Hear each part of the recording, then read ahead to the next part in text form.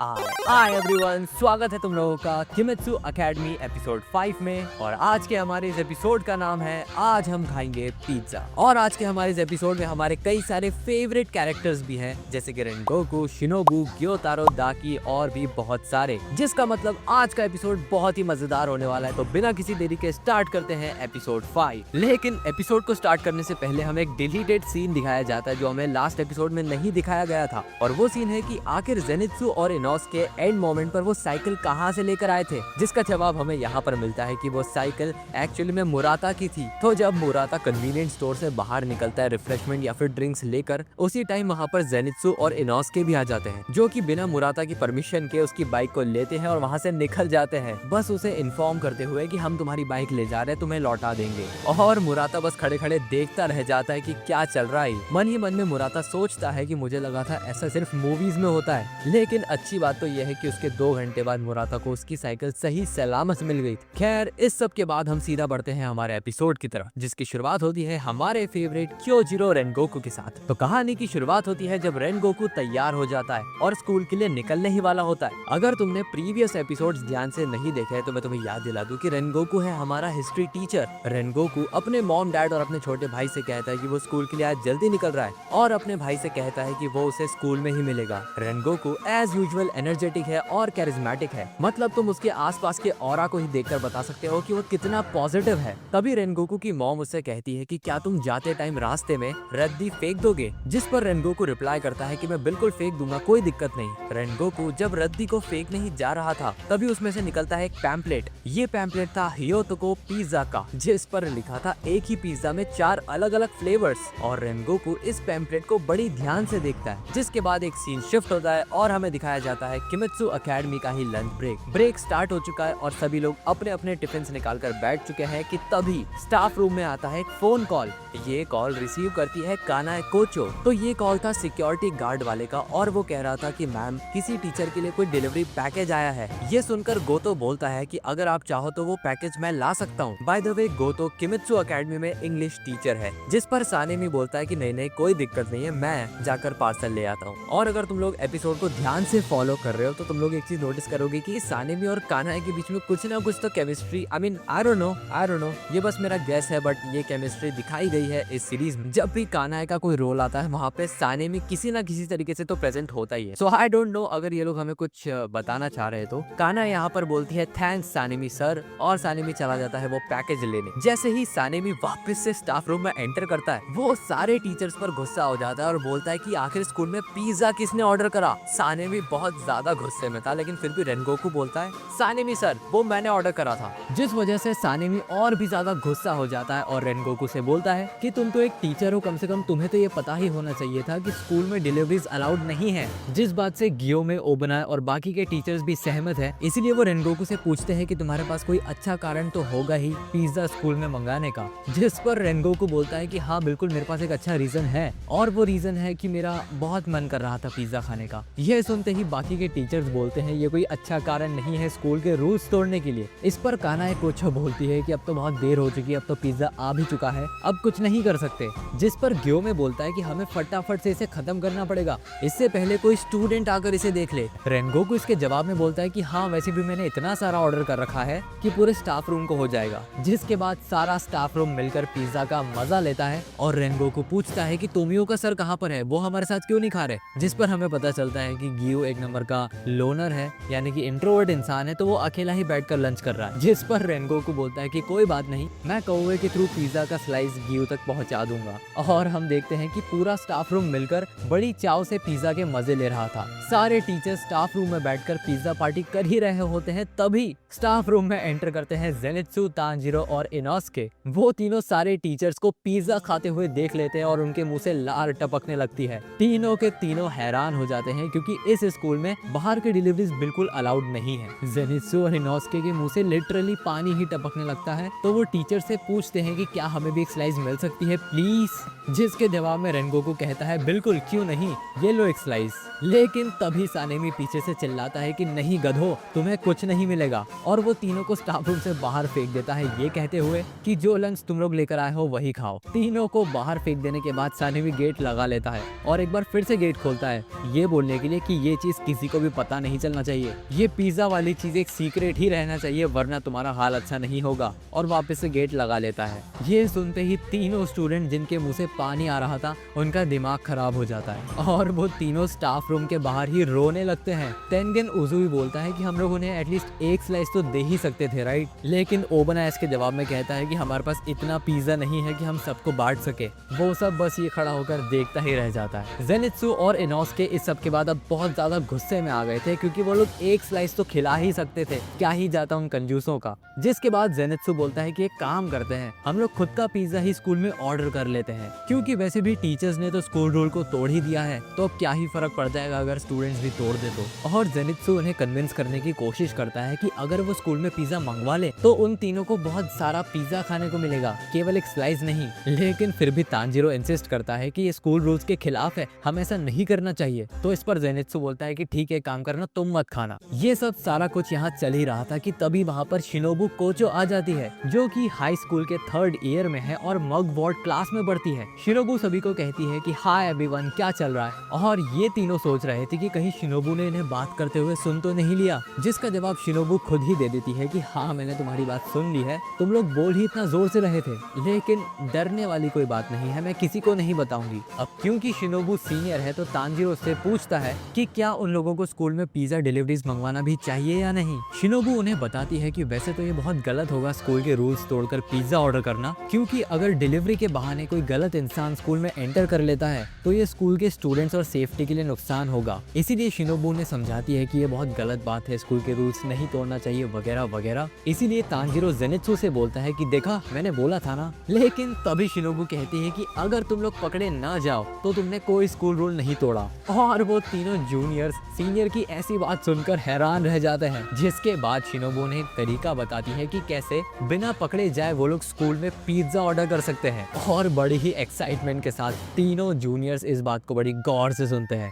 शिनोबु ने बताती है कि स्कूल रूल तो तब टूटेगा जब तुम लोग डिलीवरी स्कूल प्रीमाइसेस के अंदर लोगे, इसीलिए तुम लोगों को छुपते छुपाते हुए दीवार को पार करके जाना होगा स्कूल के बाहर, और स्कूल के बाहर जाकर डिलीवरी रिसीव करनी होगी। इस तरीके से ना तुमने कोई स्कूल का रूल तोड़ा और चुपके से तुम पिज्जा भी खा सकते हो। और शिनोबु वहाँ से चली जाती है ये कहते हुए कि अगर ये तुम लोगों का फर्स्ट टाइम है तो तुम्हें बहुत मजा आने वाला है। यानी कि शिनोबु भी पहले एकेडमी में ये सारी चीजें कर चुकी है। तीनों जूनियर्स उम्मीद के साथ शिनोबु की तरफ देखते हैं और शिनोबु का फ्रेंडली नेचर देखकर उससे इम्प्रेस हो जाते हैं। अब वो लोग फैसला कर लेते हैं कि वो शिनोबु का प्लान ही फॉलो करेंगे, लेकिन आज नहीं कल, क्योंकि उनके पास पैसे नहीं है ना यार। I mean, स्कूल में कौन ही पैसे लेकर जाता है। यहाँ पर हम लोग देख सकते हैं कि दाकी जैसी दिखने वाली लड़की पीछे खड़े होकर इन चारों की बातें सुन लेती है। जिसके बाद अगले दिन तीनों जूनियर्स तैयारी के साथ आते हैं, यानी कि अपने साथ कुछ पैसे लेकर आते हैं। लेकिन दिक्कत अभी भी खत्म नहीं हुई है, क्योंकि जब वो लोग अपने पैसे जोड़ते हैं तो पता चलता है कि जेनित्सु लाया है केवल 612 येन, वही तांजीरो लाया है 902 येन, और इनोस्के तो केवल 211 येन ही लाया है, जो कि मुश्किल से 2000 येन भी नहीं हो रहे हैं। और सबसे सस्ता पिज्जा 2000 येन का ही आता है। टोटल इनके पास है 1725 येन। और अब ये लोग हैं बड़ी प्रॉब्लम में। तांजीरो अपने फोन में पिज्जा ऐप पर चेक करता है और सोचता है कि हमें मीडियम या फिर स्मॉल तो मिल ही जाएगा, कुछ नहीं तो कोई टेंशन लेने वाली बात नहीं है। लेकिन वो कितने ही फिल्टर्स लगा के स्क्रॉल करते जाए, उन्हें 2000 से सस्ता पिज्जा मिल ही नहीं रहा था। ये देखकर जेनित्सु बहुत गुस्सा हो जाता है, क्योंकि आजकल छोटे बच्चों के पास भी इतना पैसा तो होता ही है कि वो पिज्जा खा सके,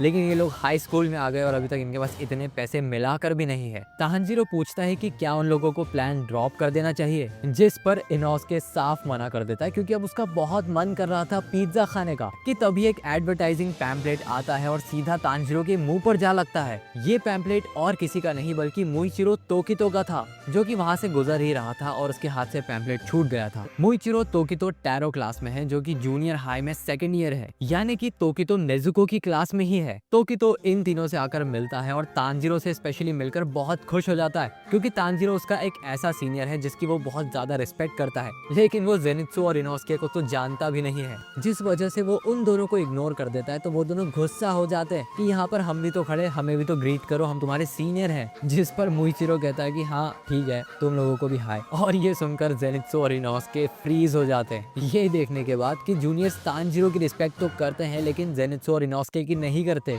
मुइचिरो तानजीरो से पूछता है कि आखिर आप यहाँ पर क्या कर रहे हो सीनियर, जिस पर थोड़ा सा घबराते हुए तानजीरो बताता है कि वेल हम यहाँ पर एक्चुअली पिज्जा ऑर्डर कर रहे थे। जिस पर तानजीरो थोड़ा घबराते हुए बताता है, क्योंकि वो एक अच्छा सीनियर है ना, तो वो थोड़ा घबराते हुए बताता है कि वेल एक्चुअली हम यहाँ पर पिज्जा ऑर्डर कर रहे थे। और ये सुनते ही तोकी तो बोलता है अच्छा आप भी रूल्स तोड़ने लग गए। तानजीरो उससे कहता है कि कभी कभी रूल्स तोड़ना तो चलता है यार। तोकी तो के पूछने पर वो लोग बताते हैं कि वो लोग पिज्जा ऑर्डर कर रहे हैं। और तभी तोकी तो को याद आता है कि उसके पास एक पैम्पलेट भी तो है। वो अपने बैग से पैम्पलेट निकालता है और तानजीरो के हाथ में दे देता है। ये पैम्पलेट और कोई नहीं बल्कि पिज्जा का ही था। इनफैक्ट जो पैम्पलेट के ऊपर कूपन कोड लिखा था उसको अप्लाई करने से 500 येन का डिस्काउंट भी मिलता है। तो अगर 2000 येन का सबसे सस्ता पिज्जा भी मंगाते हैं जिस पर 500 येन का डिस्काउंट लग जाए तो फाइनली कोई तो पिज्जा होगा जो ये लोग अफोर्ड कर पाएंगे। और इसलिए जब ये तीनों पैम्पलेट पर वो कूपन देखते हैं इनका दिमाग खराब हो जाता है और आंखें फटकर बाहर आ जाती है। वो तीनों मुइचिरो को गले लगा लेते हैं और बहुत खुश हो जाते हैं। जिसके बाद तोकी तो वहां से चला जाता है और ये तीनों बहुत खुश हो जाते हैं क्योंकि अब इनके पास इतने पैसे तो है कि एक पिज्जा ऑर्डर कर सके।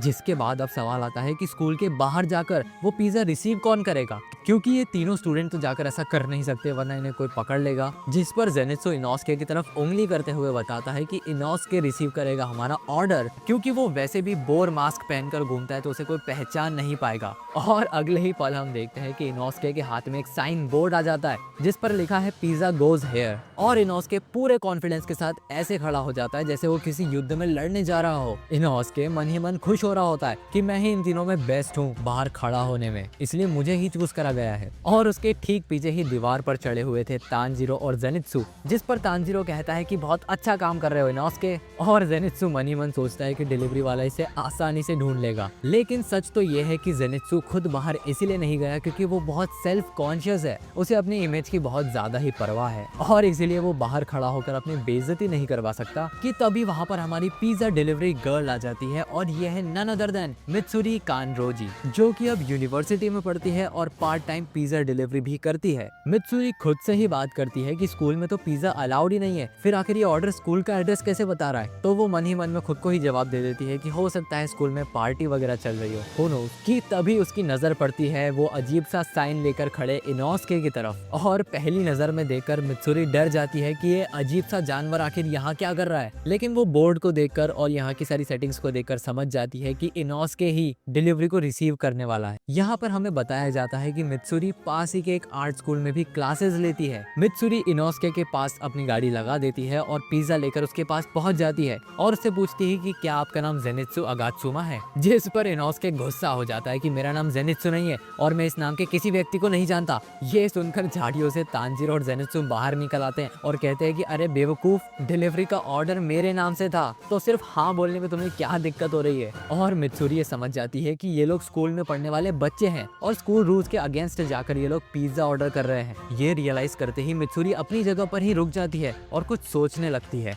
वो तीनों सोचने लगते हैं कि मित्सुरी कहीं उन्हें ऑर्डर देने से मना ना कर दे। लेकिन तभी मित्सुरी बोल पड़ती है कि ये लोग कितने कूल हैं, अपने जवानी के दिनों में ये लोग बहुत मजे कर रहे हैं और कुछ छोटे मोटे रूल्स को तोड़कर अपनी लाइफ टाइम मेमोरीज बना रहे हैं। ये देखकर मित्सुरी बहुत खुश हो जाती है। और यहाँ पर हमें ये भी बताया जाता है कि मित्सुरी खुद किमित्सु अकेडमी से ही पढ़कर पास आउट है, जिसके बाद वो ऑर्डर उन तीनों जूनियर्स को खुशी खुशी दे देती है। और इतनी सुंदर डिलीवरी गर्ल को देखकर एज यूजुअल जेनित्सु बहुत खुश हो जाता है और ऑर्डर को रिसीव करने के बाद जेनित्सु, इनोस्के और तानजीरो बहुत खुश हो जाते हैं क्योंकि अब फाइनली वो लोग पिज्जा खा सकते हैं स्कूल के अंदर। और तुम लोग उनके रिएक्शंस देखकर ही समझ जाओ कि वो लोग कितने खुश हैं इस टाइम पर। वो लोग खाने से पहले बॉक्स को सूंघते हैं कि कितनी कमाल की खुशबू आ रही है। शुरू करने से पहले जेनित्सु बोलता है कि एक सेकंड रुको, हम लोगों को ऐसी जगह जाना पड़ेगा जहाँ पर कोई हमें देख ना ले। वो तीनों मिलकर सोच ही रहे होते हैं कि ऐसी सीक्रेट जगह कौन सी होगी कि तभी हाई स्कूल थर्ड ईयर के दो बच्चे आकर उनसे पिज्जा छीन लेते हैं। और ये दो बच्चे और कोई नहीं बल्कि दाकी और ग्योतारो थे।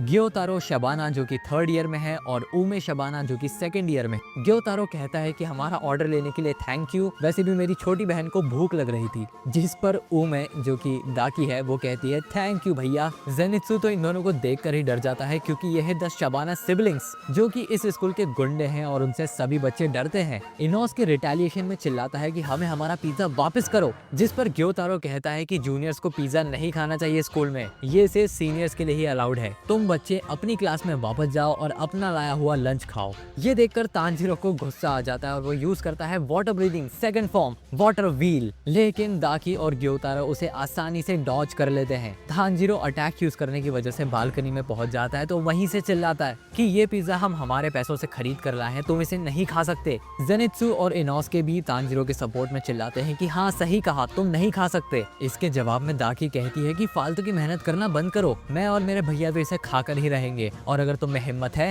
तो हमसे छुड़ा कर बताओ। जिसके बाद फर्स्ट ईयर स्टूडेंट और थर्ड ईयर और सेकंड ईयर स्टूडेंट्स के बीच में लड़ाई छिड़ जाती है। एक पिज्जा वॉर, जो भी इस वॉर को जीतेगा उसे आज लंच में पिज्जा खाने मिलेगा। लड़ाई शुरू होने ही वाली थी कि तभी वहाँ पर एंट्री हो जाती है गियू तोमियोका की, जो कि पीई टीचर है। जैसे ही सारे स्टूडेंट्स गियू को वहाँ खड़ा देखते हैं, सबकी 12 बज जाती है और सब अपनी अपनी जगह पर ही फ्रीज हो जाते हैं, इस उम्मीद में कि कहीं गियू समझ ना जाए कि ये लोग स्कूल में पिज्जा ऑर्डर कर चुके हैं और उसके लिए लड़ाई कर रहे हैं। तभी गियू बड़ी ही सख्त आवाज में पूछता है कि क्या वो पिज्जा है और क्या तुम लोगों ने इसे स्कूल रूल्स के अगेंस्ट जाकर ऑर्डर करा। अगर गलती से भी गियू को समझ आ गया कि यहाँ पर क्या खिचड़ी पक रही है तो वो सारे स्टूडेंट्स की 12 बजा देगा और उनके पेरेंट्स को भी कॉल लगा देगा। जेनित्सु मन में सोचता है कि अगर मेरे ग्रैंडपा को पता चल गया कि मैंने स्कूल में पिज्जा ऑर्डर करा था तो वो तो मेरी 12 ही बजा देंगे। और तभी जेनित्सु के दिमाग में एक खुराफाती आइडिया आता है। वो गियू तोमियोका से बोलता है कि मैंने इन दोनों को मना करा था स्कूल में पिज्जा ऑर्डर करने के लिए, लेकिन फिर भी इन दोनों सीनियर्स ने स्कूल में पिज्जा ऑर्डर कर दिया रूल्स के अगेंस्ट जाकर। और क्योंकि पहले ही शबाना सिबलिंग्स का नाम बदनाम है स्कूल में, इसीलिए गियू मान भी जाता है कि इन दोनों ने ही पिज्जा ऑर्डर करा होगा।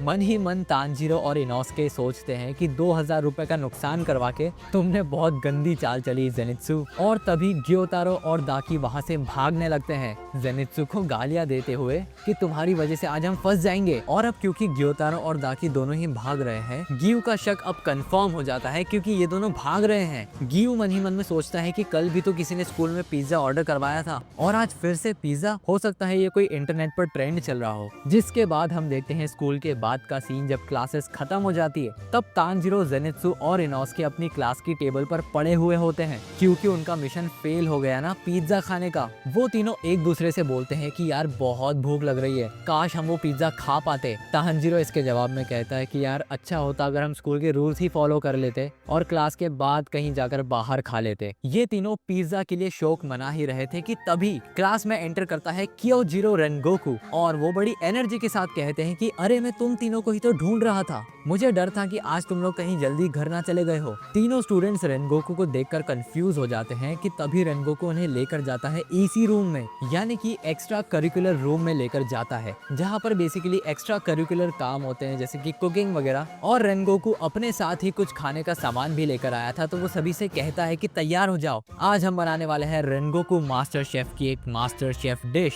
तानजीरो और जेनित्सु कंफ्यूज हो जाते हैं कि आखिर रेनगोकू सेंसे करना क्या चाहते हैं। रेनगोकू एक बच्चे को बोलता है कि तुम माइक्रोवेव चालू करो, दूसरे को बोलता है कि तुम लोग मुझे ये सामान ला कर दो और खुद भी सब्जियां काटने लगता है और ऐसे करके वो लोग बना देते हैं एक गर्मा गर्म खुद के हाथों से बना हुआ पिज्जा टोस्ट। और ये देखकर जेनित्सु, तानजीरो और इनोस्के बहुत खुश हो जाते हैं। फाइनली पिज्जा टोस्ट तैयार हो जाता है और चारों साथ में बैठकर पिज्जा टोस्ट का मजा लेते हैं। लेकिन फिर भी रेनगोकू उनसे बोलता है कि ये बात किसी को बताना मत कि हमने स्कूल में बैठकर पिज्जा टोस्ट बनाया था, जिस पर ये तीनों बहुत खुश हो जाते हैं और कहते हैं कि रेनगोकू सेंसे हमारे फेवरेट हैं। कि तभी वहाँ पर आ जाता है होतारू हागानेजुका, जो कि किमित्सु एकेडमी में एक्स्ट्रा करिकुलर टीचर है। हागानेजुका उन चारों से कहता है कि तुमने पूरे कमरे की 12 बजा कर रख दी है, खुद भगवान और प्रिंसिपल तुम्हें इस सब की परमिशन दे सकते हैं लेकिन मैं कभी नहीं दे सकता। और रूम को गंदा करने की वजह से चाकू लेकर हागानेजुका उन चारों के पीछे दौड़ने लगता है और ये चारों लोग उससे बचते हुए भागने लगते हैं क्योंकि रेनगोकू भी गुस्से में हागानेजुका से भिड़ना नहीं चाहेगा। जिसके बाद हमें छोटू सा पैनल दिखाया जाता है जिसमें ग्योतारो और दाकी